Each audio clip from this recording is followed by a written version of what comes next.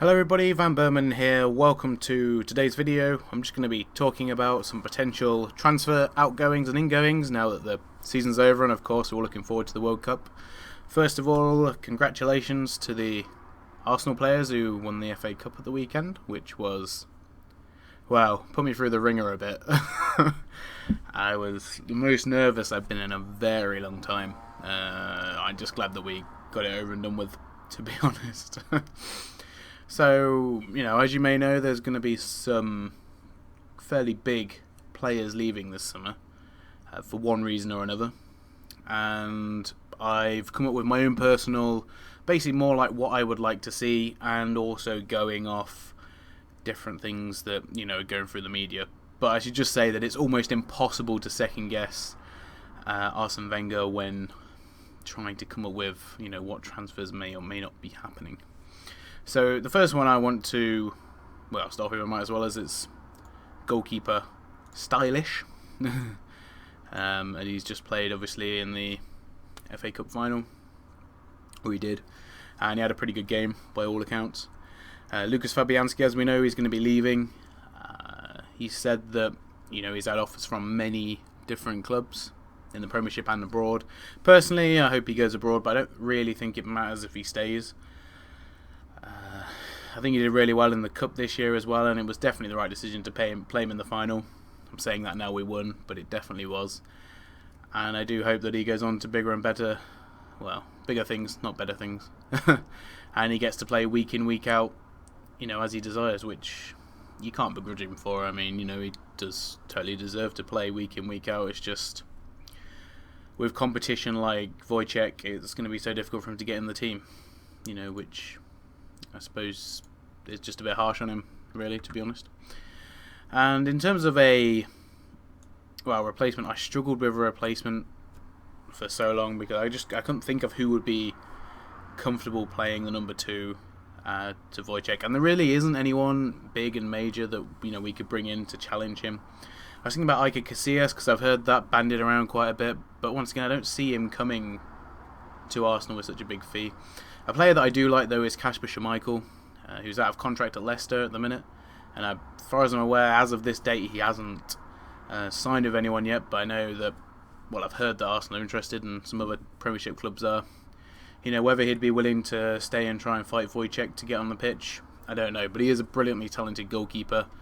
And he's definitely a Premiership standard. I can't really see him, if he did stay with Leicester, not that it's looking likely, but I can imagine him staying as a Premiership goalkeeper for many years. I think he's hit the maturity now, and I think he's ready for it, which, is, biggest compliment you can give to a player that's been playing the Championship for so long. So what do I want to go to next? We'll go with one of the more obvious transfers that we know of is obviously Sanya's going to be leaving. We don't know where to yet. Hopefully, I'm personally hoping it's PSG. I'd rather him out of sight and out of mind if he is going to leave. I'd love him to stay and sign a new contract. 2 years, I think that's perfectly reasonable, but you can obviously understand why he wants to go. If it is his last paycheck, then he wants to squeeze as much money out of it as possible. It's just how football has become nowadays, unfortunately, even when you've got a player as dedicated as Sanya to Arsenal, and there's not really much you can do about that. So Sanya, as long as you don't join City, I wish you best of luck. But in terms of a replacement, I'm going to go with the unfortunately blatant obvious one, which is Serge Aurier, who plays for, how am I going to get this wrong now? Toulouse in Ligue 1 in France. So I don't know a huge amount about him. He seemed, from what I have seen of him, he seems very Sanya-ish, and he would be the obvious replacement for me. I think he'd come for a good price, a cheap price, not cheapish price, and I think he supports Arsenal because the only time I've seen any pictures of him, he's been wearing it. So maybe he'll get his dream this summer. I personally hope he does, but we'll have to see. The next one, which, may not be obvious, but it is looking like it's going to happen, is Thomas Vermaelen leaving. I remember he was told that, if he didn't move and get regular football, he wouldn't be in the Belgian squad. Well, he is, anyway. I mean, Belgium can't leave out a player that's as influential as Vermaelen. I mean, some players just naturally do better for the national team than they do for their clubs. So, unfortunately, he's going to be leaving. I would have thought, just to get first-team football, because Koscielny and Mertesacker are just so solid at the back that breaking them up would be foolish, quite frankly. I struggle with trying to think of a replacement for him, but a player that I really admire now, and he played so well against us in the FA Cup final, is Curtis Davis. He definitely deserves to be at a bigger club, and I think he probably even deserves to be playing in European football. I know the Hull fans have been going on about him all season about how good he is. I think it is slightly justified. I mean, he does play with a real hunger and desire, and sometimes that can make up for some players' shortcomings. How he didn't get into the England team, I don't know. I'd love to see him playing in Rio this year, but unfortunately the call's been made, and we got Smalling instead, which I don't know, it's just pointless. He'd be a relatively small fee, so it's a possible deal. I don't know whether it's the type of player that Arsenal would bring in as a backup for either Koscielny or Mertesacker, but I mean, quality player, and that's the sort of thing we need. Sort of thing we need throughout the squad. The last problem position with Arsenal before I go on to some of the extra section of players is Monreal. He's not a bad left back, but he's not even at the same level as Gibbs. I don't feel confident when he's on the pitch, when he's on the ball, that he's going to do the right thing. He seems a bit haphazard. I don't know whether the Premiership is too difficult for him, but it's a situation that we can get away with. We could get away with if Monreal didn't want to play week in, week out, but he does. He wants to play every game. And I think when it comes to playing for Arsenal, he's always going to be behind Gibbs. I just think that Gibbs is a superior player in pretty much every aspect. Well, no, not every aspect. I mean, Gibbs needs to improve his crossing. I would say that's probably the only thing that Monreal would edge him at, I think. But hey, I could be wrong, and he might prove me wrong and do really well next season. I don't know. Right, so I'm gonna go with my first plausible. Well, I'm not gonna say plausible. Position that we need, obviously, which is a striker. So everyone knows, it's no secret. I've heard a lot of names bandied around. Benzema and Benzema.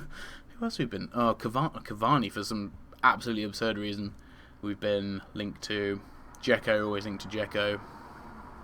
But the player that I've decided to pick, and I don't think it can happen, but Lukaku, he's such a brilliant player. He's got everything about him, pace, power.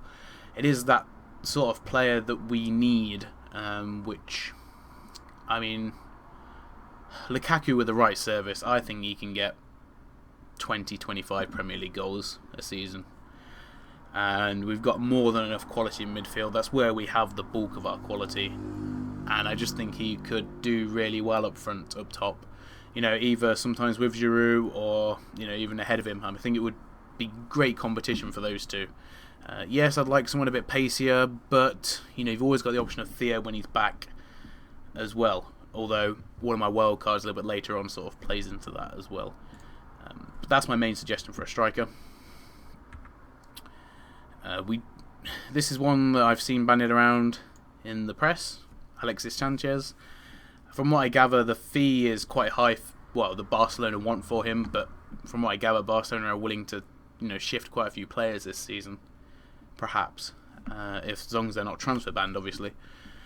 Sanchez would be a good player. It would depend on the price. I don't think Arsenal should break the bank for him, but we do need another winger, someone with a bit of trickery, a bit of pace about him. And Sanchez is a player I've admired for years, so I wouldn't be disappointed with him joining at all. The last two are, as I say, a bit more wild cardish, and a lot of people are going to disagree with me for this one, but I'd love to see Cesc Fabregas back. I know we've got an abundance of talent in midfield, and I know some people will struggle to say, well, where's he going to fit in? But at the end of the day, we need more competition for places. When Ramsey got injured, we didn't have that driving force in midfield or coming from midfield, and Fabregas used to do that so much when he was here. And if he came back, I think he'd come back with real hunger and desire. And, you know, maybe you can keep players like Santi Cazorla or Ozil out of the team. That's really what I'd like to see, a big competition for places. But I do understand, you know, there are much higher priorities than bringing Fabregas back. Just if it was a possibility when the other situations are, the other positions are fulfilled, then I don't really see how it harms the team at all, to be honest, on that one.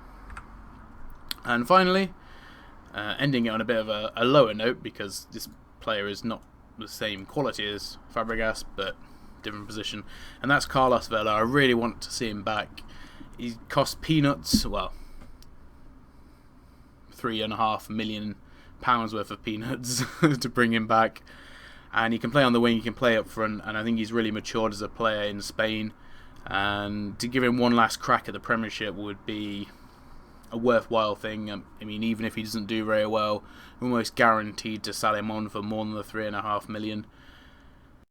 So I don't see much risk in bringing him back. I think he'd be a great transfer, somewhat different to bring on, which we've lacked at times because players have been injured.